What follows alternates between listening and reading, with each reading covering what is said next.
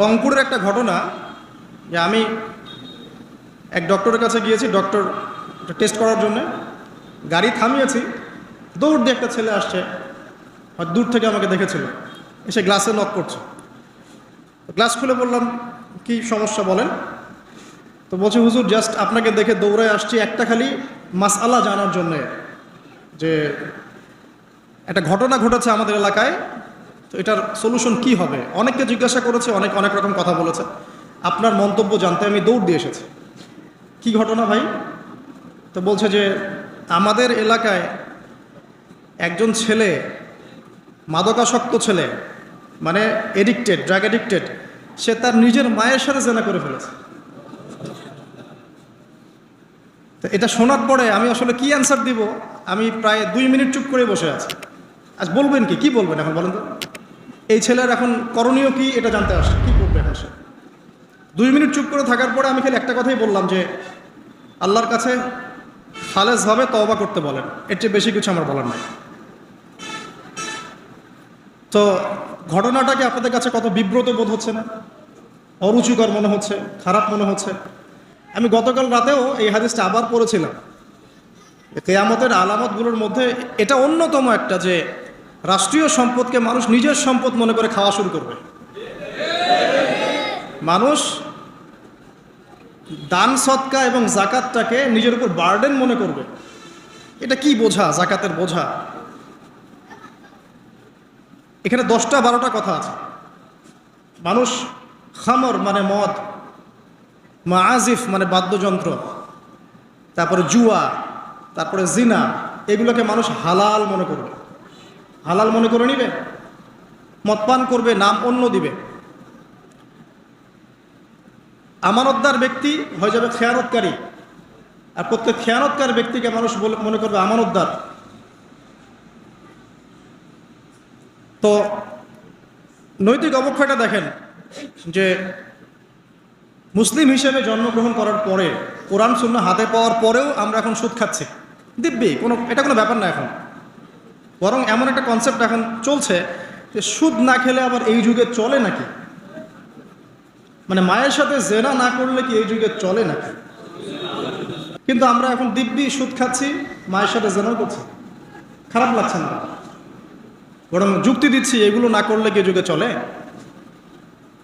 মহিলাদের অবস্থা দেখেন, গ্রামে গঞ্জে সব সুদী এনজিও ছড়িয়ে পড়েছে এবং তারা সদস্য, জমি জমা, ভিটে মাটি, গরু ছাগল সব খোয়াচ্ছে, তারপরেও খেতে হয়। কারণ ওই যে আতাজআলু ফিহা মা ইউফসিদু ফিহা ওয়া ইয়াসফিকুদ দিমা, আপনি কি এমন কাউকে পাঠাবেন যে পৃথিবীতে গিয়ে ফাসাদ সৃষ্টি করবে? এটা হচ্ছে ইকোনমিক ফাসাদ, অর্থনৈতিক ফাসাদ। দেখেন, মুসলিম পরিবারে জন্মগ্রহণ করেও ম্যাক্সিমাম মানুষই নামাজ পড়ে না। ম্যাক্সিমাম কতজন মানুষ 5 ওয়াক্ত নামাজ পড়ে, এটা এখন জরিপ করার ব্যাপার। দেখবেন মেজরিটি সংখ্যক কোরআনটাকে বিশুদ্ধ করে তেলাওয়াতও করতে জানে না। কথাগুলো রূপকথা মনে হচ্ছে, বাস্তব জীবনে নেমে এসে দেখেন। যে বলি না আমরা তাওহিদি জনতা মাঠে আছে, তাওহিদি জনতা মসজিদেই নাই। কি বুঝলেন? কোন মাঠে আছেন? তারপরে মুসলিম পরিবারে জন্মগ্রহণ করে দেখবেন পর্দা যে একটা ফরজিয়াত, এই কনসেপ্টই নেই। বরং এখন চেতনা এমন যে গায়ের জামা কাপড় ছিঁড়ে খুলে ফেলতে পারলে বাঁচিয়ে, মানে এখন এই যুগ চলছে। একটু আমি দেখাচ্ছি যে কীভাবে এই জায়গায় আসছে। দেখেন, একটা সময় ছিল যে মানুষ সিগারেট খেত, স্মোক করতো। আমরা ওই জেনারেশনটা দেখেছি যে স্মোক করতো চুপ করে, ওই চায়ের দোকানের কর্নারে, এই বাথরুমে ঢুকে, ওই মাঠের ওই কর্নারে গিয়ে, কেউ যেন দেখে না ফেলে। তারপরে কয়েক বছর পর পরিস্থিতি একটু পরিবর্তন হলো, ওপেন স্মোকিং, সবাই, ভাইয়ের সাথেও স্মোকিং, বন্ধুর সাথেও স্মোকিং, পরে বাবার সাথেও দেখা যায় ছেলে স্মোকিং। এই একটা যুগ আসলো দেখেন। তারপরে আস্তে আস্তে নতুন মদ আসতে লাগলো, গাঁজা, হেরোইন, প্যাথেডিন, হুইস্কি ইত্যাদি ইত্যাদি, ফেন্সিডিল, ইয়াবা। এখন ইয়াবার যুগ, আরও আপগ্রেডেড কোনো মদ আসছে। এখন সিগারেট টিকেট কোনো বিষয় নেই, কিন্তু ফ্যাশন। যদি কেউ ইয়াবা খায় তাহলে বলা হচ্ছে হ্যাঁ এ মাদক সেবী। আর বাই দ্য ওয়ে, আমাদের দেশে কিন্তু নিবন্ধিত 190টা বারও আছে। হ্যাঁ, এবং দেশি 204টা ব্র্যান্ড চলছে, আর বিদেশি 38টা ব্র্যান্ড চলছে। পারমিট পেয়েছে 85,070 জন। এবং এই মাদক সংশ্লিষ্ট এনজিও আছে প্রায় 76। 21 বছর হলে যদি কেউ পারমিটধারী হয় সে মদ খেতে পারে, কোনো সমস্যা নেই, এটা নাগরিক অধিকার আপনার। আবার আশ্চর্যের ব্যাপার এটাও যে এগুলো খুলে উন্মুক্ত করার পরেও আবার মাদক নিরাময় কেন্দ্রও আছে 7টা। মানে ওভাবে খাবেন, এডিক্টেড হয়ে যখন জীবনটা নষ্ট হবে, এই 7টা নিরাময় কেন্দ্রে এসে আপনি চিকিৎসা নেবেন। এগুলো ডিপার্টমেন্ট আছে, সদর দপ্তর আছে, সব গোয়েন্দা সংস্থাও আছে। এবং মাদকদ্রব্য নিয়ন্ত্রণ অধিদপ্তরও আছে। তো এটা একটা সার্কাস, মানে এই ওয়ার্ল্ডটা হচ্ছে একটা সার্কাসের যুগ। এই বিশ্বে যা হচ্ছে না, খালি চোখ দিয়ে যা দেখছেন, এর বেশিরভাগই সার্কাস। যেটা বলছিলাম, এখন ইয়াবার যুগ চলছে না। একটা সময় ছিল যখন ছেলে মেয়ে যদি অ্যাফেয়ার করতো লুকিয়ে লুকিয়ে, চিঠি দিয়ে, কেউ যেন না জানে, তাই না? ঠিক, তার মানে এগুলো পার করে আসছে তারা। তো লুকিয়ে লুকিয়ে ছিল, কেউ যেন দেখে না ফেলে। কফি শপে বসলেও খুব সাবধানে, রিক্সায় বসলে কেউ যেন না দেখে। তারপর একটা যুগ আসলো যে জানলে কোনো সমস্যা, বাসায় ওপেন, আমার গার্লফ্রেন্ড, ও আমার গার্লফ্রেন্ড, ও আমার বয়ফ্রেন্ড, আমরা বিয়ে করব, আমরা প্রতিশ্রুতি দিয়েছি একে অপরকে, ও নো প্রবলেম। তারপর একটা যুগ আসলো যে যেহেতু প্রেম করছি, বিয়েই তো করতে যাচ্ছি, তো করলে সমস্যা কোথায়? তখন আবার অ্যাক্টিভিটি শুরু হলো। মেয়েরা যদি বাইরে বের হতো, তাহলে যদি কোনো মেয়ের শর্ট কামিজ থাকতো বা আটো পোশাক থাকতো, সে গিল্টি ফিল করতো যে সবাই আমার দিকে তাকাচ্ছে, কেমন লাগছে। কারণ বেশিরভাগ মানুষ এমনটা করতো না, ওই কয়েকজন করতো। আস্তে আস্তে একটা যুগ আসলো যে না, এখন বেশিরভাগই করে, সয়ে গেল এটা। তারপর একটা যুগ আসছে সরাসরি সেক্স, প্রেম টেম কিছুই নাই, এখন খালি সেক্স। পতিতালয়ে যাবো, সেক্স চলে আসবো, গার্লফ্রেন্ডের সাথে সম্পর্ক লাগে সেক্স, তারপরে বাজ বিচার করে দেখবো কোনটা ভালো। আর বাই দ্য ওয়ে, আমাদের দেশে 14টা পতিতালয় আছে। হ্যাঁ, আর এগুলো আমি বানিয়ে বলছি না, আপনি গুগল করলেই দেখতে পারবেন। তারপর একটা যুগ আসছে এখন যে হিজাব তো সরিয়েছি, তারপর আস্তে আস্তে ড্রেসটা একটু ছোট হলো, তারপর একটু টাইট ফিটিং, ঠিক আছে, আরেকটু শর্ট করতে করতে এখন রেভলিউশন আসছে, এটাও খুলে ফেলে দিতে হবে, এটাও রাখা যায়। আমি আপনাকে বলে দিই হাদিস থেকে, এরপর কি হবে। ওই যে গোপনে গোপনে জেনা এবং এই যে অল্প অল্প অশ্লীলতার যুগটা থেকে যখন প্রকাশ্যে জেনা আর অশ্লীলতার ছয়লাভের যুগটা আসছে এখন, এরপরে হবে কি, মানুষ রাস্তাঘাটেই জেনা করবে। বিশ্বাস হচ্ছে না? এটা নবী সাল্লাল্লাহু আলাইহি ওয়াসাল্লাম বলেছেন যে কিয়ামত হবে না ততদিন পর্যন্ত, যতদিন মানুষ রাস্তাঘাটের আনাচে কানাচে জেনা করবে না। তখনকার সবচেয়ে ভালো মানুষ যে হবে, সে কে জানেন? যে গিয়ে ওদেরকে বলবে যে কাজটা এখানে করছো, একটু দেয়ালের পিছনে যাই করতে পারতো না, এ হবে সবচেয়ে ভালো মানুষ। হাদিসে এমন ভাষা এসেছে। তো যুগ কিন্তু হঠাৎ করেই এরকম ফাসাদপূর্ণ হয় নাই, আস্তে আস্তে আস্তে আস্তে দেখেন, প্রথমে মাদক গোপনে, দেন প্রকাশ্যে, তারপর এটা ফ্যাশন হয়ে গেল, সবাই খাচ্ছে, কে কি বলে। প্রথমে পর্দা সবাই করতো মোটামুটি, 100 বছর আগের যুগে যান দেখবেন ম্যাক্সিমাম পর্দা। তারপরে আস্তে আস্তে রেভলিউশন, ফ্যামিনিস্ট রেভলিউশন, কাপড় ছোট হতে হতে হতে এখন বিকিনির যুগ আসতেছে, সবাই বিকিনি পরে ঘুরবে। কে এগুলোর বলার আছে? আমার পোশাক আমি পরবো, আপনার বলার কি অধিকার আছে? আমার দেহ আমার সিদ্ধান্ত, আমার দেহ আমার সিদ্ধান্ত। এরপরে আসবে ওই যুগটা যখন মানুষ রাস্তাঘাটে জেনা করবে, আর আল্লাহ রাব্বুল আলামিন বলেছেন তার রাসূলের মাধ্যমে, ওদের সামনে কিয়ামত হবে ইনশাআল্লাহ। মানুষ এইভাবে ফাসাদে জড়িয়েছে, মুসলিম পরিবারে জন্মগ্রহণ করার পরেও এই জিনিসগুলো অমুসলিমরা করুক, খ্রিস্টানরা করুক, বৌদ্ধরা করুক, ইহুদিরা করুক, আমাদের কিচ্ছু যায় আসে না। ওরা সারা দেশ সভ্যতা একাকার করে ফেলাক, আমাদের কিচ্ছু যায় আসে না। তো মুসলিম পরিবারে জন্মগ্রহণ করার পরে একটা মুসলিম ছেলে, মুসলিম মেয়ে কীভাবে এগুলো করতে পারে? দেখবেন মুসলিম পরিবারে জন্ম নিয়েছে, নামাজ নাই, কোরআন তেলাওয়াত নাই, আল্লাহর তো জিকিরের কোনো খবরই নাই। তারপরে দিব্যি সুদ খাচ্ছে, ঘুষ খাচ্ছে, এটা ফ্যাশন, দুর্নীতি, এটা কমন, সবাই করে, আমি একটু বললে সমস্যা কোথায়? সবার ভিতরে একটা মানে আত্মিক দুর্নীতি, মানে আমাদের আত্মাটাই দুর্নীতিগ্রস্ত হয়ে গেছে। যখন একটা মানুষের আত্মা দুর্নীতিগ্রস্ত হয়ে যাবে তখন তার কাজগুলোও হবে এরকম। একজন রাইটারের বই পড়ছিলাম, তিনি লিখেছেন যে এখন চলমান যে সময়টুকু চলছে এটা কিন্তু অনেক আগের বই, ওই সময়ের কথা তিনি বলছেন যে এখন যে চলমান সময় চলছে এ যুগে যদি আত্মাটাকে দেহের রূপ দেয়া যায় আর দেহটাকে আত্মার রূপ দেয়া যায় তাহলে দুর্গন্ধে কোনো মানুষ আমার কাছে আসবে না। আমি বুঝাতে পারিনি মনে হয়। আমাদের সুন্দর দেহটাকে যদি আত্মা বানিয়ে দেওয়া হয় আর আমাদের কুৎসিত আত্মাটাকে যদি দেহ বানিয়ে দেওয়া হয়, এত বিভৎস দেখাবে, সামনে কেউ যাবে না। তো যেটা বলছিলাম, ধর্ম মুসলিমদের মধ্যেই ফাসাদ চলছে, ইকোনমিক সেক্টরে ফাসাদ, রিবা, দুর্নীতি, সুদ, ঘুষ, কমন, এগুলো সবাই করছে। মুহাম্মদ সাল্লাল্লাহু আলাইহি ওয়াসাল্লামের উম্মত কিন্তু আমরা কিন্তু আল্লাহর সেই বান্দা যাদের পিতাকে আল্লাহ পাক ফেরেশতাদের সামনে সেজদা করিয়েছেন জ্ঞানের কারণে। সমাজের ক্ষেত্রে যান, দেখবেন সমাজের কাঠামোগুলো ভেঙে পড়ছে। প্রতিবেশী কে থাকে সেটাও মানুষ এখন জানে না, যে আমার পাশের পাশে আছেটা কে। একজন আরেকজনের উপকার করা, কাউকে ছাড় দেয়া দিন দিন কমে যাচ্ছে। দেখবেন কারো উপকার করা এটাকে মানুষ বিরক্তি মনে করছে এখন। রাস্তাঘাটে চলবেন, কেউ ছাড় দিতে রাজি নয়। যে আপনার আগে যেতে পারবে সে সফল, ভাবখানা, কেউ ছাড় দিতে রাজি নয়। রাস্তার নিচু থেকে উঁচু শ্রেণী পর্যন্ত কেউ অন্যের স্বার্থে নিজের স্বার্থ বিসর্জন দিব, ছাড় দিব, এটা চিন্তা করা যাচ্ছে না। সমাজের কাঠামো কিন্তু ভেঙে গেছে। রাস্তাঘাটে দেখবেন বেপরদামি, ফ্রি মিক্সিং, জেনা, অশ্লীল মুভিজ। সমাজের কাঠামো বলে কিছু নাই এখন, যা আছে একটা খোলস, ভিতর থেকে এটা পুরো পচে গেছে। কিন্তু পচলো কার কারণে? আমার কারণেই তো, আমার আপনার কারণেই পচেছে। তো কীভাবে হচ্ছে আমি সেদিকে যাচ্ছি।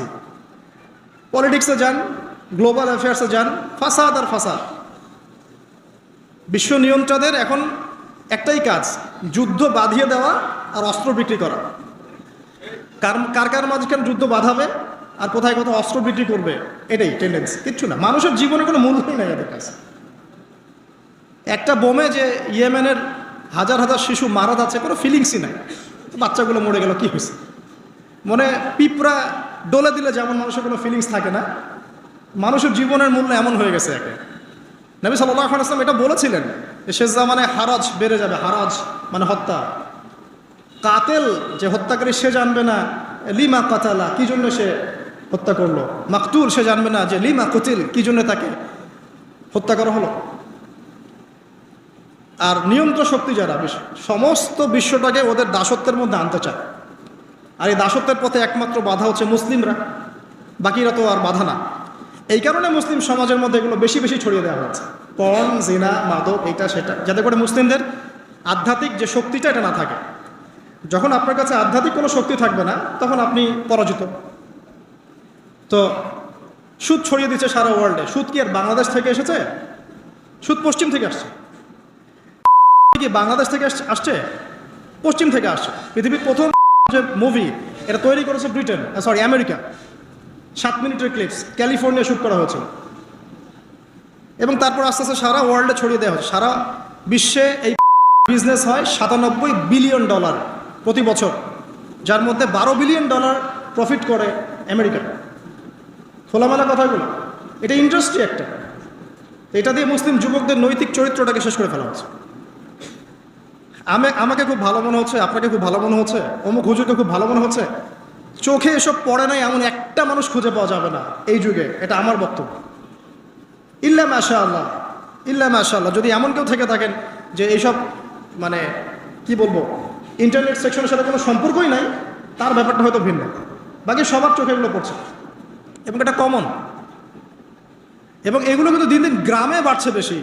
কারণ কি, শহরের মানুষ এগুলো দেখতে একটু অভ্যস্ত যে মেয়েরা এমনিই হাঁটে, অমনেই হাঁটে, এইরকমই ড্রেস পরে। আর গ্রামে তো এইসব কম ছিল। যখন গ্রামে এই পর্ন চলে গেছে তখন গ্রামের যুবককে আর কে ঠেকায়। এখন সে প্রতিদিন দেখা যাচ্ছে গ্রামে গঞ্জে ধর্ষণ বাড়ছে। মেয়ে ওর কাছে একটা ভোগের বস্তু, পশুত্ব আর দমন করতে পারছে না, আক্রমণ। আর এসবের যেহেতু ইসলামিক কোনো বিচার হচ্ছে না, ইসলামিক লস কেমন, যে একজন চুরি করেছে, জুমার দিন নামাজ হবে, নামাজের পরে সমস্ত এলাকার লোকজন দাঁড়িয়ে থাকবে, সমস্ত এলাকার লোকজনের সামনে তার হাতটা কেটে ফেলে দেওয়া। এলাকার সব লোক দেখবে যে চুরি করলেই শাস্তি হয়, ও ভয় আর চুরি করতে যাবে। কেউ কাউকে অন্যায়ভাবে হত্যা করেছে, তারও কেসাস করতে হবে, এবং সেটা সবাই জানবে যে ও হত্যা করেছে, এ তাকে কেসাস করেছে। কেউ কারো চোখ উপড়ে ফেলেছে, ওরও চোখ। কেউ কারো হাত ভেঙে ফেলেছে, ওরও হাত। হাতের বদলে হাত, চোখের বদলে চোখ, কানের বদলে কান, কেসাস। ধর্ষণ করেছে, জনসমক্ষে সবার সামনে নিয়ে এসে দেন কোর্ট বসে সাক্ষী প্রমাণ নিয়ে মৃত্যুদণ্ড। সবাই দেখবে যে মৃত্যুদণ্ড। প্রয়োজনে এই যে প্রজেক্টর লাগিয়ে দেখা, এই যে এই কাজ করেছে, এই শাস্তি। রাস্তাঘাটে ইফটিজিং হচ্ছে, মোবাইল কোর্ট থাকবে, ইফটিজিং হচ্ছে, রিপোর্ট প্রমাণ ধরা হবে, সাথে সাথে বিচার। এরকম একটা মাস করলে পরে দেখবেন অপরাধের মাত্রা বাড়ে না কম। আল্লাহর কসম করে বলছি, এটা ইনশাআল্লাহ 80% কমে যাবে ইনশাআল্লাহ। কিন্তু এটা করলে কি হবে জানেন? ওই যে পশ্চিমে বসে আছে বিশ্ব নিয়ন্ত্রণ সংস্থা, ওরা বলবে যে এই স্টেটের দিকে নজর রাখ, এরা মৌলবাদী হয়ে যাচ্ছে, এরা সন্ত্রাসী হচ্ছে, মানবাধিকার লঙ্ঘন করছে, ইত্যাদি ইত্যাদি। অর্থাৎ তুমি মিয়া সারা বিশ্বের মধ্যে লাখ লাখ মানুষকে বোম মেরে হত্যা করে দাও, তোমার মানবাধিকার লঙ্ঘন হয় না? তো সবখানেই ফাঁসা। হকটাকে মানুষ বাতিল মনে করছে, বাতিলকে মানুষ হক মনে করছে। সত্যবাদী তাকে মিথ্যাবাদী বলা হচ্ছে, মিথ্যাবাদীকে সত্যবাদী বলা হয়। এখানে মুসলিমদের জীবনের মূল্য কমে গেছে। ওদিকে আর লম্বা করছি না, আমি আমার লেকচারের মূল জায়গায় আসছি। এখান থেকে আমি লেকচার একটা দিকে ফোকাস করে আমি শেষ করব। সেটা হলো, এই সমস্ত প্রবলেমসগুলো আমাদের পক্ষে সলভ করা সম্ভব না। এখন সলভ করার মতো ক্ষমতা আমাদের নাই, অনেক ক্ষেত্রে আমাদের সেই জ্ঞানও নাই, এগুলো নিয়ে ভাবার সময়ও নাই। কিন্তু একটা জায়গায় আমরা ফোকাস করতে পারি, একটা জায়গায়। আজকের লেকচারের এইটা সবচেয়ে মূল জায়গা। সেটা হচ্ছে আল্লাহ পাক আমাদেরকে স্ব পরিবার দিয়েছেন, দেন নাই? এবং এই পরিবারটা হচ্ছে একটা সমাজের গঠন একক। আমরা পড়েছি না গঠন একক? একটা জিনিস, একটা কোষ, তার মধ্যে গঠন একক আছে না, অণু পরমাণু আছে না? সমাজ হচ্ছে, সমাজের অণু বা পরমাণু হচ্ছে পরিবার। একটা সমাজে যদি 100টা পরিবার থাকে, তার মধ্যে যদি 90টা পরিবার সৎ হয়, আল্লাহওয়ালা হয়, ইসলামিক অনুশাসন মেনে চলে সত্যিকার অর্থেই, ইনশাল্লাহ ওই সমাজটা কিন্তু দেখবেন 8-10টা সমাজের চেয়ে ভালো থাকবে ইনশাল্লাহ। আর একটা সমাজে মনে করেন 100টা পরিবার আছে, 90টাই ইসলামের বিরোধী শক্তি, ইসলামের এগেনস্টে চলে, ইসলামের কোনো পরোয়া নাই, আল্লাহ পাকের হুকুম আহকামের 5 পয়সা পরোয়া নাই। ওই সমাজের অবস্থা নিঃসন্দেহে দুনিয়াতে ধ্বংস হবে, আখিরাতে ধ্বংস হবে। আর এই সমাজগুলোকে নিয়েই তো একটা রাষ্ট্র হয় নাকি? আর এইভাবে রাষ্ট্র নিয়ে তো বিশ্ব। তাহলে ক্ষুদ্রতম যে জায়গাটা, সেটা কি? পরিবার। এই জায়গায় আল্লাহ পাক আপনাকে কর্তৃত্ব দিয়েছেন। এখানে কিন্তু আপনার উপর লাঠি কেউ ঘোরাচ্ছে না। আপনি অ্যাজ এ বাবা, আপনি পরিবারের কর্তা, অ্যাজ এ স্বামী আপনি পরিবারের কর্তা, ভাই আপনি পরিবারের কর্তা। আমাদের প্রথম স্টার্টিংটা এই ফ্যামিলি থেকে করা উচিত। তো আল্লাহ পাক এই বিষয়ে কি বলছেন, আমি একটা বলে সামনে যাই। আল্লাহ পাক সূরা তাহরিমের মধ্যে 6 নম্বর আয়াতে বলেছেন যে ইয়া আইয়ুহাল্লাযীনা আমানু, হে মুমিনগণ। আমাদেরকে আল্লাহ পাক বলছেন, হে মুমিনগণ, কু আনফুসাকুম ওয়া আহলিকুম নার, তুমি নিজে জাহান্নামের আগুন থেকে বাঁচো। আগে নিজের চরকায় তুমি তেল দাও, নিজে জাহান্নামের আগুন থেকে বাঁচো। ওয়া আহলিকুম নার, তোমার যে পরিবারবর্গ আছে এদেরকে জাহান্নাম থেকে বাঁচাও। কেমন দেখেন, আপনাদের বাসায় ছোট ছোট বাচ্চা কাচ্চা আছে না? আছে তো। একটা বাচ্চা যদি আগুন ধরতে যায়, ধরেন ও বোঝে না যে আগুন কেমন হবে, ছোট বাচ্চা, আল্লাহ না করুক, সে ধরেন একটা কয়লা ধরতে যাচ্ছে, হ্যাঁ, আগুন হাত দিতে যাচ্ছে, তা আপনি কি করবেন? আপনি তাকে সেভ করার চেষ্টা করবেন। সে যদি বলে না আমাকে ছেড়ে দাও, আমি ধরবই, আপনি প্রয়োজনে একটা থাপ্পড় দিয়ে হলে সরাবেন এখানে, তাই না? এটা হচ্ছে বাঁচানো। আপনি আপনার শিশুটাকে এই যে হাতে আগুন নেওয়া থেকে বাঁচালেন। আল্লাহ পাক এটা বলছেন, নিজে বাঁচো, পরিবারবর্গকেও বাঁচাও। পরিবারবর্গ যদি শুনতে না চায়, না আমি জেনা করব, না আমি গান শুনবো, না আমি মদ খাবই, হ্যাঁ, না আমি এইটা করবো ওইটা করবো, যদি আপনি বুঝে থাকেন যে আপনার কথাটা হক, শাসন করে হলেও তো তাকে বারণ করতে হবে। এখানে আল্লাহ পাকের নসিহত হচ্ছে, তোমরা নিজেরা জাহান্নামের আগুন থেকে বাঁচো, পরিবারবর্গকে বাঁচাও। কোন জাহান্নাম থেকে বাঁচবে? আলাইহা মালাইকাতুন গিলাজুন শিদাদ, যেই জাহান্নামে কঠিন কঠিন মনের ফেরেশতারা আছে, পাষাণ মনের ফেরেশতা। আল্লাহ পাক তাদের মনের মধ্যে কোনো দয়া মায়া দেন নাই। আমাদের মনে দয়া মায়া আছে না, এই দয়া মায়াও আল্লাহ পাক তাদেরকে দেন না, শুধু আযাব দেওয়ার মতো শক্তি সামর্থ্য এবং কঠিন একটা মন দিয়েছেন। অন্য সূরায় আছে তাদের সংখ্যা 19 জন। কতজন? 19 জন, মানে তারা দায়িত্বশীল। বাকি আরও যে কত হাজার লক্ষ কোটি আছে আল্লাহ ভালো জানে। আলাইহা তিসআতা আশার আল্লাহ পাক বলেছেন। তো আলাইহা মালাইকাতুন গিলাযুন শিদাদ লা ইয়াসুনাল্লাহা মা আমারাহুম ওয়া ইয়াফআলুনা মা ইউমারুন। আল্লাহ পাক ওই ফেরেশতাদেরকে যে আদেশ করেন সেই আদেশ পালনে তারা বিন্দু মাত্র গাফেলতি করে না। এই সব ফেরেশতা থেকে যারা জাহান্নামের প্রহরী, এই জাহান্নাম থেকে তুমি নিজে বাঁচো, তোমার পরিবারকে বাঁচো, এই জায়গায় আসে। এখন তোমরা যারা এখনো ফ্যামিলি শুরু করো নাই, যুবকদেরকে বলছি, তাদের জন্য এই অংশটুকু বেশি বেনিফিশিয়াল হবে ইনশাআল্লাহ। কারণ তোমাদের জন্য পথ চলাটা তুলনামূলক সহজ তাদের চাইতে যারা অলরেডি ফ্যামিলি ঢুকে গেছেন এবং বিপদেও পড়ে গেছে, বা বড় হয়ে গেছেন, দীর্ঘ সময় পর্যন্ত আপনার ইসলামের এগেনস্টে চলেছেন, বা আল্লাহর হুকুম আহকামের তোয়াক্কা করেন নাই, তাদের জন্য এটা অনেক কঠিন। কিন্তু যারা এখনও ফ্যামিলি স্টার্ট করো নাই, বা কেবল স্টার্ট করেছো বা করতে যাচ্ছ, তোমাদের জন্য এই অংশটুকু বেশি ইম্পর্টেন্ট। আল্লাহ পাক এখানে একটা মূলনীতি দিয়ে দিলেন, নিজে বাঁচতে হবে, পরিবারবর্গকে বাঁচাতে হবে। আর আমি আগেই বললাম, পরিবার বাঁচলে সমাজ বাঁচবে, সমাজ বাঁচলে রাষ্ট্র বাঁচবে। আসেন প্রথমে আমরা দেখি যে কোরআন কি বলছে। খুব অল্প করে বলি, কারণ সময়, লম্বা সময় নেওয়ার সুযোগ নাই। কোরআন কি বলছে একটু লাইভলি থাকেন। আদম এবং হাওয়া আলাইহিস সালাম, মনে আছে? তাদের দুইজনকে আল্লাহ পাক পৃথিবীতে নামিয়ে দিয়েছেন না? যে ভুলটা তারা করেছে, সেই ভুলের ফল তারা দুইজনের সমানভাবে শেয়ার করে নিচ্ছেন না? বুঝতে পারছেন? আল্লাহর সীমা লঙ্ঘন করার পরে তাদেরকে যে আল্লাহ পাক নামিয়ে দিলেন পৃথিবীতে, এখন এই যে লম্বা সময় তাদেরকে পৃথিবীতে থাকতে হবে, পৃথিবীর এইসব ভোগান্তি পোহাতে হবে, হ্যাঁ, জান্নাতের সেই নাজ নেয়ামত থাকছে না, এই যে কষ্টের পথ চলা, এই পথ চলাতে কি স্বামী স্ত্রী একসাথে না? এভাবে যদি পরিবারের স্বামী এবং স্ত্রীরা তাদের জীবনের উদ্দেশ্যটা ফিক্স করতে পারে এবং সমস্ত বাধা বিপত্তিকে হাসি মুখে একসাথে ডিঙাতে পারে, পরিবারে শান্তি আছে। যদি না পারে তাহলে বুঝবেন যে সে আদর্শ স্বামী ছিল না, অথবা সে আদর্শ স্ত্রী ছিল না। এখান থেকে শিক্ষা হচ্ছে দুইজনের জীবনের উদ্দেশ্য একই রকম হতে হবে, দুইজনের লাইফের ভিশন মিশন সেম হতে হবে, তখন আপনি পরিবারে শান্তি পাবেন ইনশাআল্লাহ। যদি না হয় তাহলে আপনি বিয়ের মধ্যে ভুল করেছেন। অতএব এই জায়গায় নসিহতটা প্রথম নেন। তারপরে চলে আসেন নূহ আলাইহিস সালাম, মনে আছে না? তার একজন ছেলে ছিল, সে কি মুমিন ছিল? পড়েন নাই? সে কিন্তু মুমিন ছিল না, সে অস্বীকারী ছিল। তার নূহ আলাইহিস সালামের স্ত্রী, সে কি মুসলিম ছিল? চিন্তা করতে পারেন, একজন নবীর স্ত্রী মুসলিম নন, একজন নবীর ছেলে, তিনি আল্লাহর আদেশের পরোয়া করছেন না। আল্লাহ বলছেন লাইসা মিন আহলিক, এই ছেলে তোমার পরিবারের কেউ না।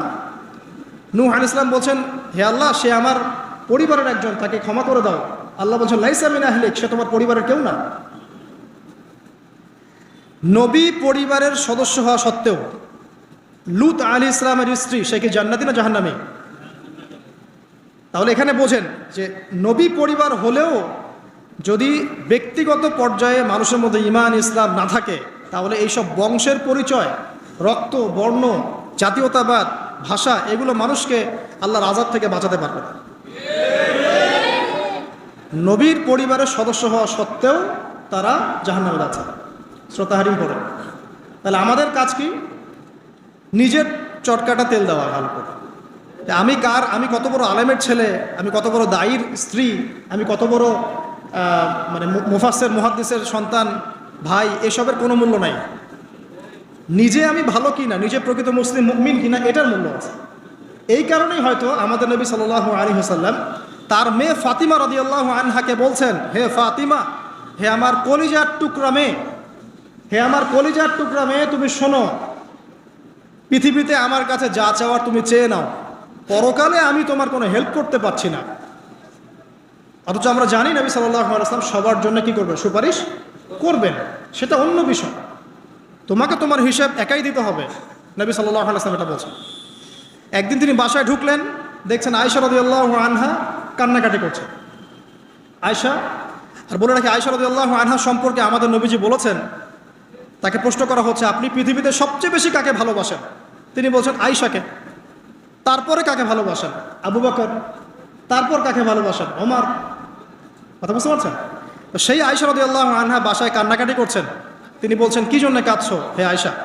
আয়েশা রাদিয়াল্লাহু আনহা বলছেন জাহান্নামের আযাবের ভয়ে আমি কাঁদছি। কি হবে ইয়া রাসূলুল্লাহ আমাদের শেষ হলো? তখন আল্লাহর নবী তার স্ত্রীকে বলছেন, যাকে তিনি সবচেয়ে বেশি ভালোবাসেন, তাকে বলছেন তিনটা ক্ষেত্র বা তিনটা জায়গা আছে যখন পৃথিবীর কোনো মানুষকে চিনতে পারবে না পরকালে, এমনকি আমিও তোমাকে চিনতে পারবো। সেটা কি?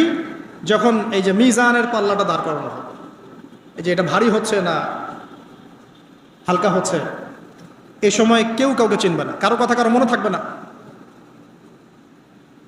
যে গার্লফ্রেন্ডের জন্য আপনি জীবন দিচ্ছেন তার কথা আপনার মনে থাকবে না। যে স্ত্রী সন্তানের জন্য আপনি সারা জীবন দুর্নীতি করে গেলেন তার কথা আপনার মনে থাকবে না।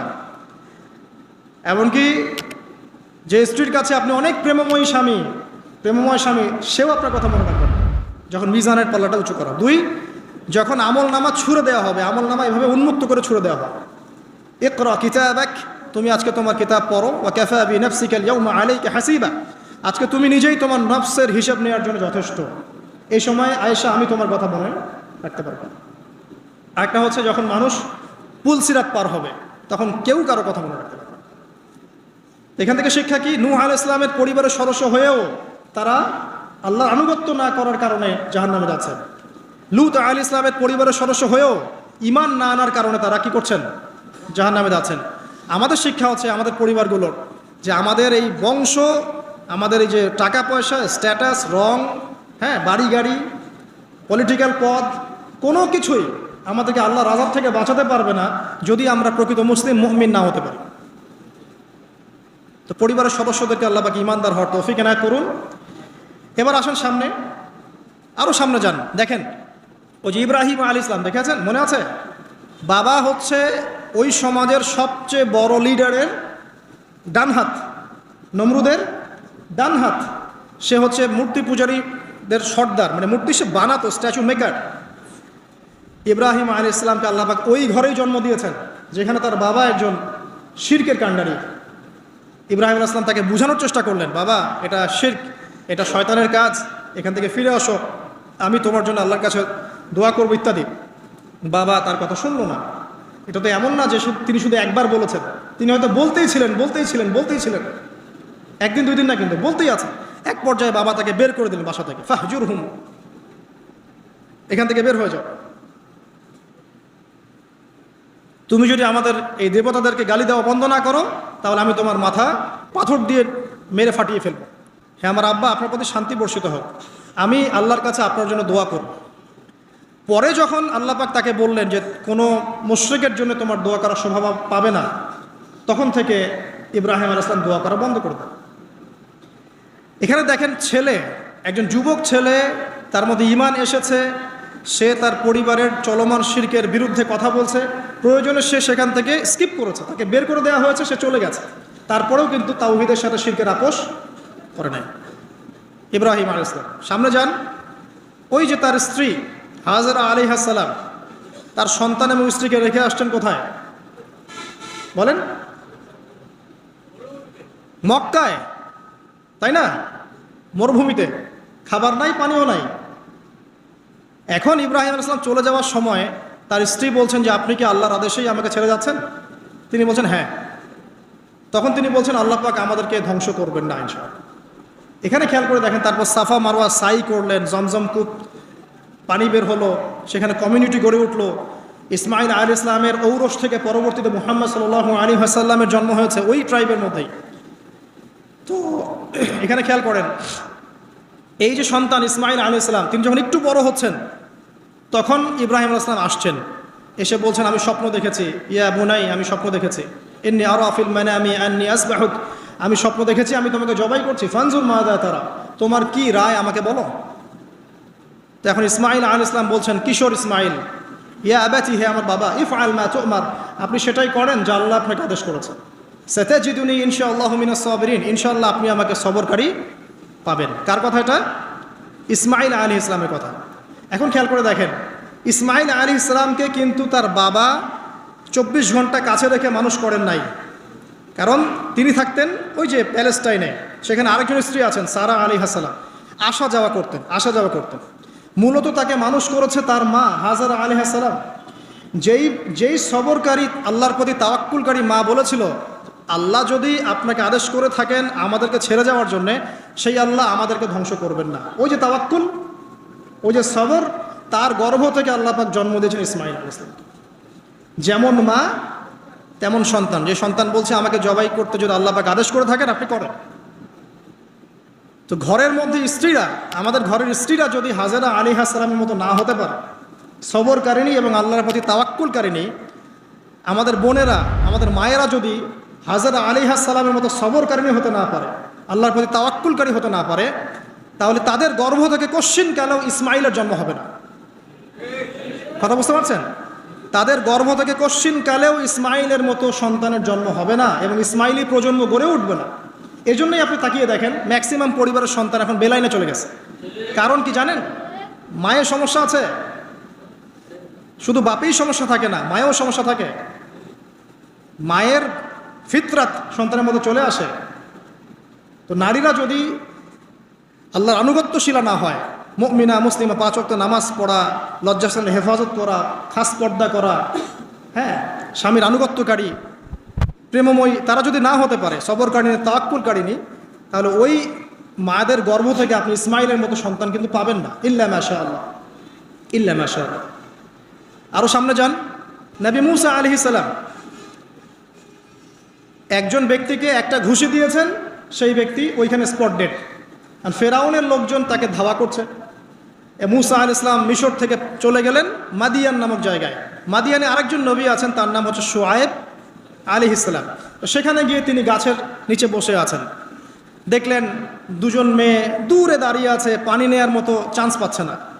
ওই কওমের লোকজনের শক্তি বেশি, তো তিনি একটু শক্তিশালী ছিলেন, মূসা আলাইহিস সালাম। তিনি গেলেন, গিয়ে শক্তি খাটিয়ে ওদেরকে পানির ব্যবস্থা করে দিলেন। দিয়ে আবার সেই গাছের এখানে এসে বসলেন, বসে আল্লাহর কাছে দোয়া করছেন, রব্বি, হে আমার রব, লিমা আনজালতা ইলাইয়া মিন খাইরিন ফাকির।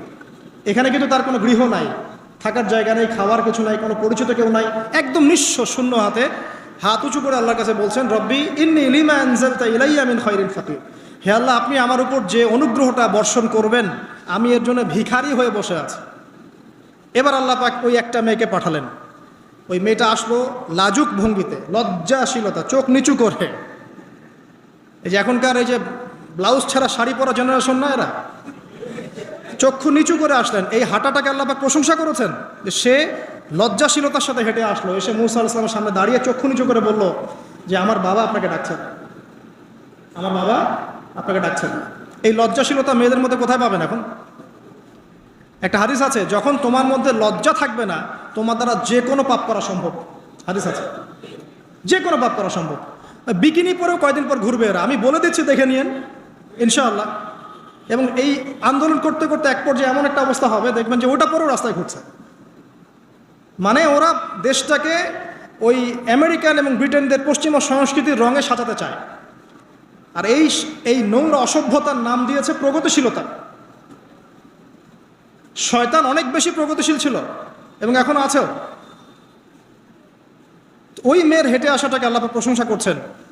আসার পরে তিনি যখন বলছেন আমার বাবা আপনাকে ডাকছেন, তিনি গেলেন, তখন ওই শুআয়ব আলাইহিস সালাম বলছেন যে আমার এই দুই মেয়ের মধ্যে একজনকে আমি তোমার সাথে বিয়ে দিতে চাই।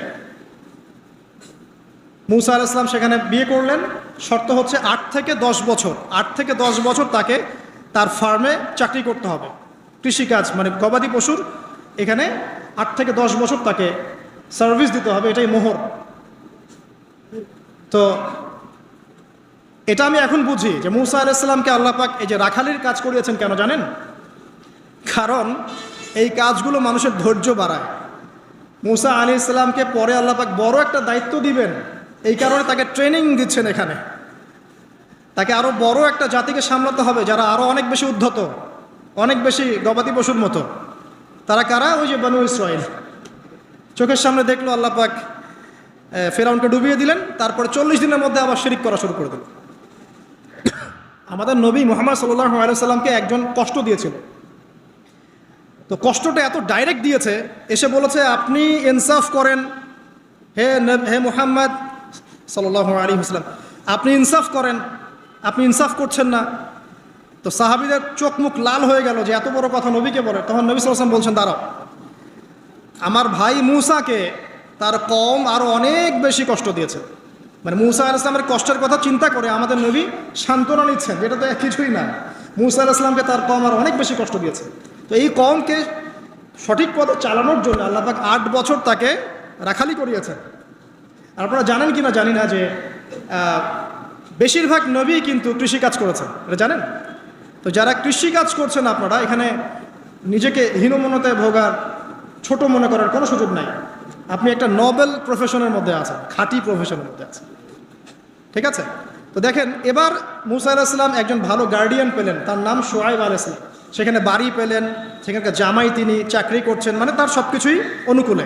ওই যে দোয়া কিন্তু কবুল হয়ে গেল। সতী পুত পবিত্র একটা মেয়ে আল্লাহ পাক তাকে দিয়ে দিলেন। কারণ মূসা আলাইহিস সালাম ছিলেন অনেস্ট, মূসা আলাইহিস সালাম ছিলেন একজন সৎ ব্যক্তি, অনেস্ট, যিনি কখনো অশ্লীল কোনো পথে পা বাড়ান নাই। ঠিক তেমন একজন মেয়েকে আল্লাহ পাক তার জীবন সঙ্গিনী করে দিলেন।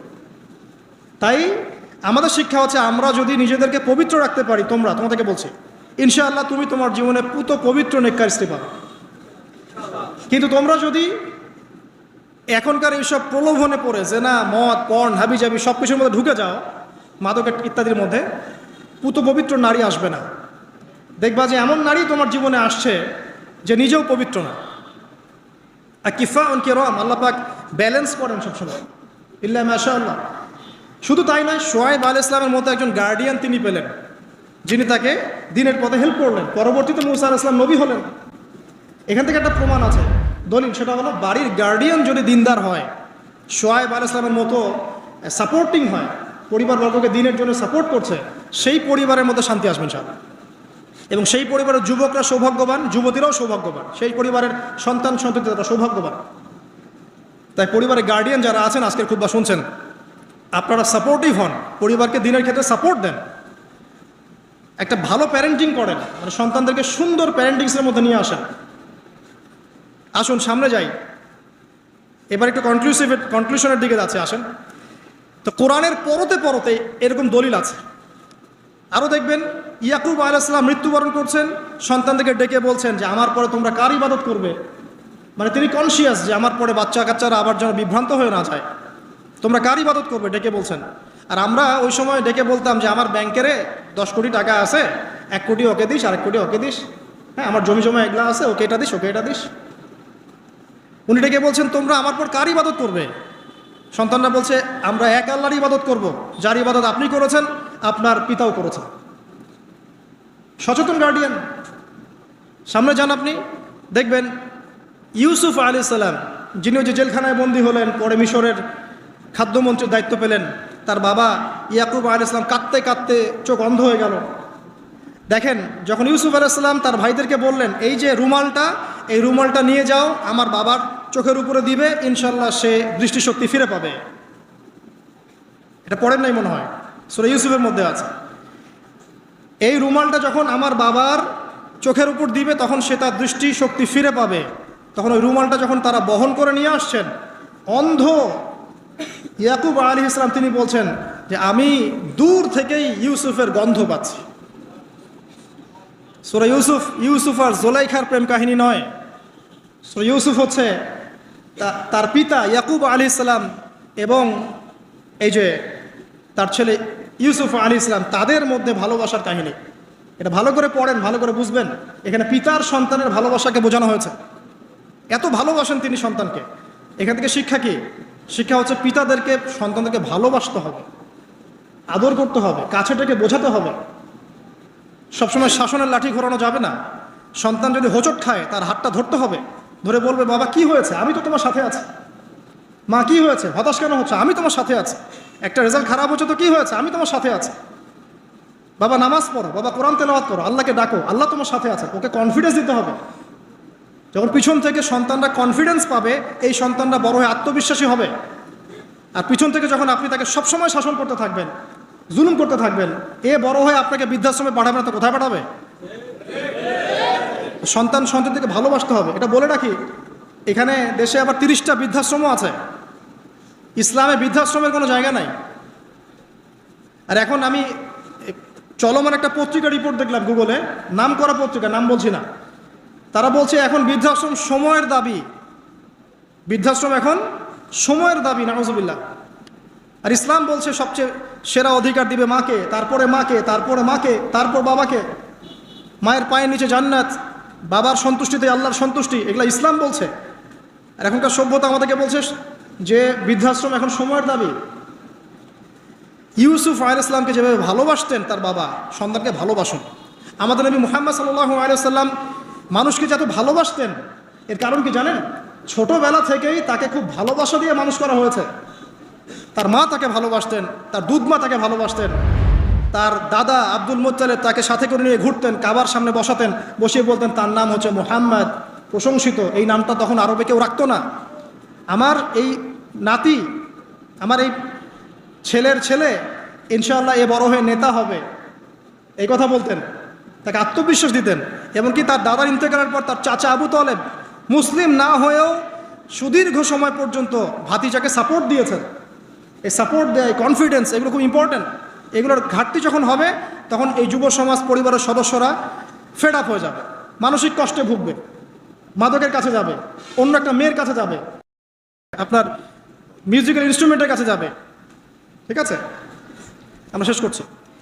তো এখান থেকে একটা শিক্ষা হচ্ছে যে আমাদের পরিবারের সদস্যদেরকে ভালোবাসা এবং তাদের প্রতি কনফিডেন্স দেয়া, তাদেরকে আল্লাহর পথে চলতে সাহায্য করা। ইনশাআল্লাহ দেখবেন যে তারা আপনাকে সম্মান করবে, আপনাকে একজন বন্ধু মনে করবে, যে না আমার পাশে কেউ আছে, আমি একা নই, এমনটা ফিল করবে।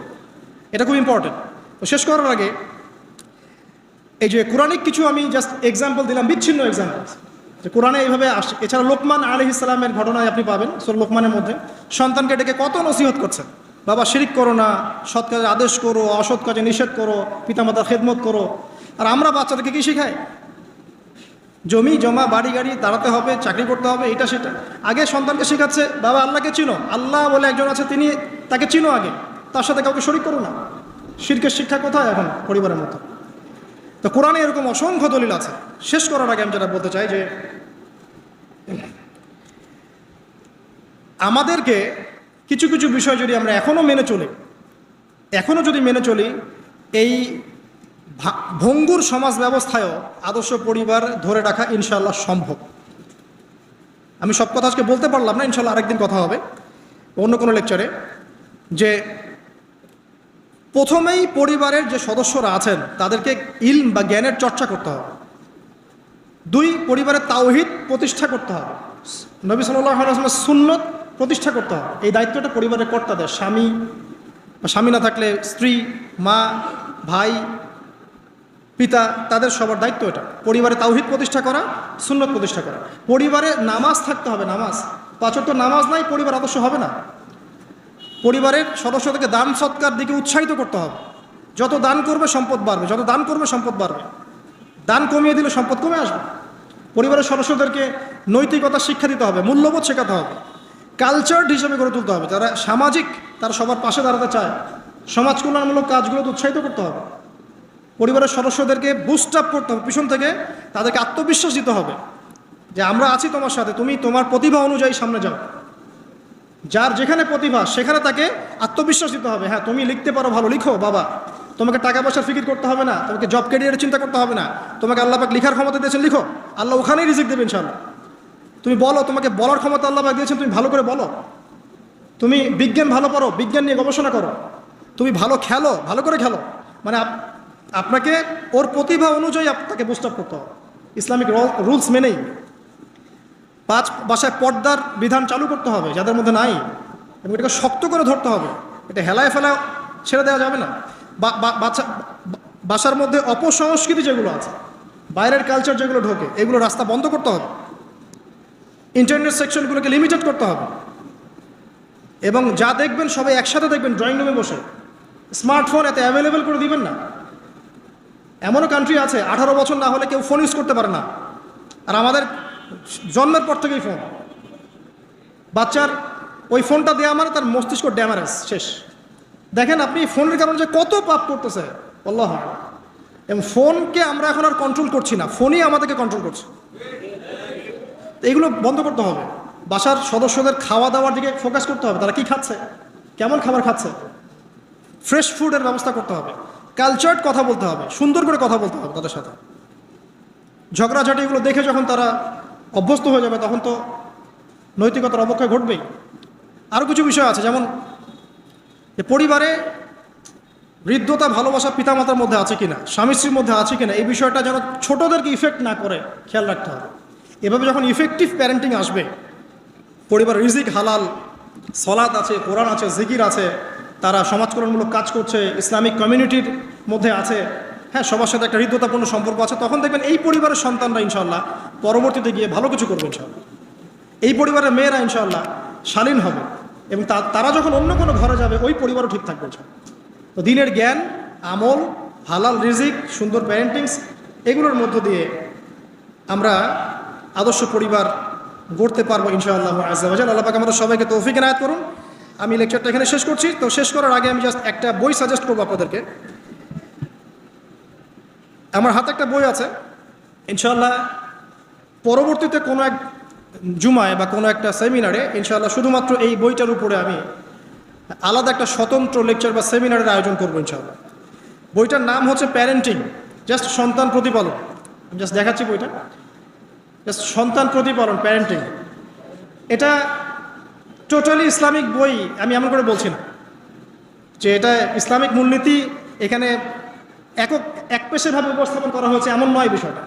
কারণ সমস্ত পরিবেশ পরিস্থিতির সাথে মিলিয়ে এ যুগে কীভাবে আপনি একজন সফল পিতা হবেন, সফল মা হবেন, সন্তানকে কীভাবে প্রতিপালন করবেন, এই বিষয়গুলো এখানে সুন্দর করে দেওয়া আছে। তো বইটা আপনারা কিনতে পারেন, আল্লাহ পাক আপনাদেরকে তৌফিক দান করুন। এগুলো আমি আমার নিজে থেকেই বলছি, এটা বলতে আমাকে উৎসাহিত করে, আমি নিজে থেকেই বলছি, বইটা আমি পড়েছি, ভালো লেগেছে। তা আমরা দোয়া করি আল্লাহ পাক আমাদের সবাইকে আদর্শ ইসলামিক পরিবার গড়ে দিন, আমিন। এবং যারা এখনও পরিবারে যায় নাই তাদেরকে আল্লাহ পাক সুন্দর, দিনদার, পবিত্র, নেককার স্ত্রী আল্লাহ পাক দান করুন। আমরা দোয়া করি যারা পরিবার গঠন করে ফেলেছেন এখন, তাদের মধ্যে যে ভুল ত্রুটিগুলো হচ্ছে এগুলোকে সংশোধন করার তৌফিক আল্লাহ পাক দান করুন। পরিবারের মধ্যে দ্বীনি জ্ঞানের চর্চা আল্লাহ পাক বাড়িয়ে দিন। পরিবারের মধ্যে তালিমের ব্যবস্থা করুন, পরিবারে হৃদ্যতা ভালোবাসার ব্যবস্থা করুন, বন্ধন শক্তিশালী করুন। আরও বলবো যে পরিবারের মধ্যে হালাল রিজিক আল্লাহ পাক ঢুকিয়ে দিন, হারাম থেকে বাঁচান। পরিবারে কোরআনের একটা চর্চা যেন প্রবাহমান থাকে, আল্লাহ পাক সেই তৌফিক সবাইকে দান করুন। আল্লাহ পাক আমাদের আপোষে যে ইখতিলাফগুলো, ভুল বোঝাবুঝিগুলো, এগুলো থেকে আল্লাহ রাব্বুল আলামিন আমাদের এই পরিবারগুলোকে হেফাজত করুন। যখন পরিবার সুন্দর হবে ইনশাআল্লাহ তাআলা সমাজটা ভালো হবে। সমাজ যদি ভালো হয় ইনশাআল্লাহ তখন সত্যিকারের একটা সোনার বাংলা আমরা পাবো ইনশাআল্লাহ। আল্লাহ পাক আমরা সবাইকে চলমান যাবতীয় ফিতনা থেকে হেফাজত করে কোরআন এবং সুন্নাহর অনুসারী বানিয়ে দিন, আল্লাহুম্মা আমিন। আজকে সময় সংক্ষিপ্ততার কারণে আমি লম্বা করতে পারছি না, আমি এখানেই আলোচনা শেষ করছি। আকুলু কওলি হাযা আস্তাগফিরুল্লাহ লি ওয়া লাকুম ওয়া লিসাইরিল মুসলিমিন। বারাকাল্লাহু লানা ওয়া লাকুম বিল আয়াতিল হাকীম। ইন্নাহু তাআলা জাওয়াদুন কারীমুর রাউফুর রহিম।